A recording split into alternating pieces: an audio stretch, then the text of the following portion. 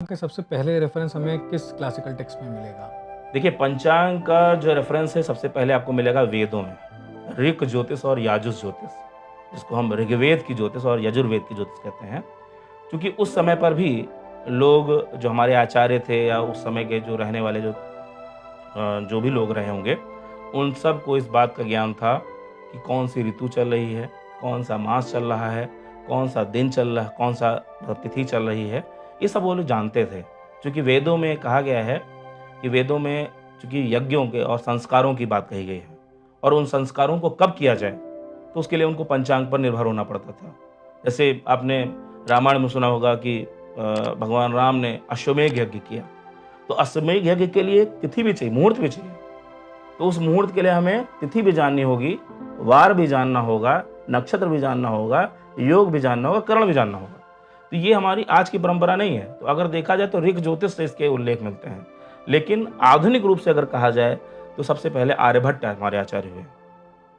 आर्यभट्ट की आर्यभट्टीय में मिलता है, ठीक है ना। उसके बाद बारामीर के पंच सिद्धांतिका में मिलता है, सूर्य सिद्धांत में मिलता है, सिद्धांत शिरोमणि में मिलता है, बहुत सारे ग्रंथ हैं।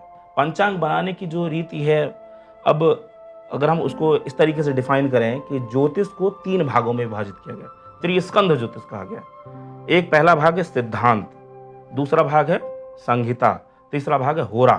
सिद्धांत में हम सारी गणित करते हैं, गणित की ग्रहों को कैसे, इनका साधन कैसे करें।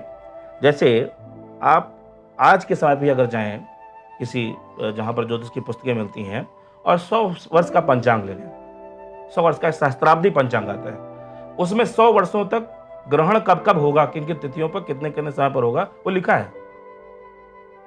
वो सिर्फ कैलकुलेशन का भाग है और कैलकुलेशन से वो निकाला जा सकता है। तो कहीं ना कहीं जो हमारे जो शास्त्र हैं, सूर्य सिद्धांत के आधार पर भी पंचांग बनाए जाते हैं। हमारे जो सिद्धांत में भी उसके 3 भाग कहे गए, एक उसमें गणित का भाग कहा गया, दूसरा एक तंत्र का भाग कहा गया, तीसरा करण का भाग किया गया। जो गणित का भाग है उसमें मतलब सृष्टि के आरंभ से लेके वर्तमान समय तक जितने दिन व्यतीत हुए हैं, उन दिनों की गणना करके हम कैलकुलेशन करते हैं, ठीक है ना। कितने दिन हुए वो निकाला जा सकता है जी। ठीक है ना। उसके उसके लिए हमारे आचार्यों ने बताया है कि जैसे आप देखें, जब जब आप कोई पूजन पाठ करते हैं तो पंडित जी सबसे पहले कहते हैं श्री श्वेत वाराह कल्पे वैवस्वत मनवंतरे। इसका मतलब श्री श्वेत जो कल्प है, कल्प ब्रह्मा जी के दिन का नाम है। तो इस समय श्वेत वाराह कल्प चल रहा है, ब्रह्मा के दिन को कल्प कहा गया है, ठीक है ना।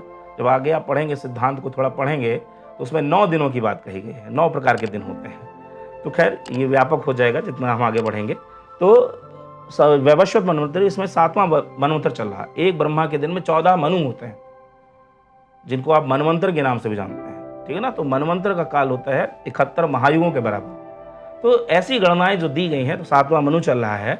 8वें मनु, 7वां मनु चल रहा है, उसमें भी 28 महायुग बीत गए हैं। मतलब जो आपका सतयुग, त्रेता, द्वापर, कलयुग, ये बीत गए हैं, 27 बार बीत गए हैं। 28 में भी 3 और बीत गए हैं। अगर टोटल कहा जाए तो ब्रह्मा का जो एक कल्प होता है वो 1000 महायुगों के बराबर होता है। 1000 महायुगों मतलब 1000 बार सतयुग, त्रेता, द्वापर, कलयुग आएंगे। ऐसी गणना है हमारे शास्त्रों की, और उसी गणना के आधार पर गणित किया जाता है। दूसरी गणना है कि जो वर्ष, जो इसमें युग चल रहा है, जैसे कलयुग चल रहा है, तो कलयुग के आरंभ से हम वर्तमान समय तक की गणना कर लें, वो भी एक विधि है।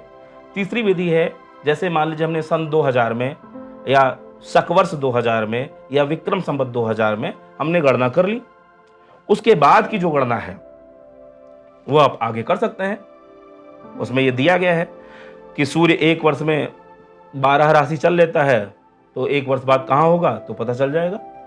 गुरु एक वर्ष में एक ही राशि चलता है, तो 2 वर्षों बाद कहाँ होगा ये पता चल जाएगा। तो इस तरीके से वो निकाला जाता है। एक एक नियम हम लोगों ने पढ़े हैं गणित में, एक एक नियम के आधार पर हम लोग गणित से निकाल देते हैं, ठीक है। तो उस आधार पर ये पंचांगों का निर्माण किया जाता है। तो बहुत सारी विधियां हैं, अलग अलग विधियां हैं। कोई मकरंद सारणी के आधार पर बनाता है, कोई ग्रह लाघव के आधार बनाता है, करण कोतूहल के आधार बनाता है, बहुत सारे विधि। समझिए इतना बड़ा शास्त्र है।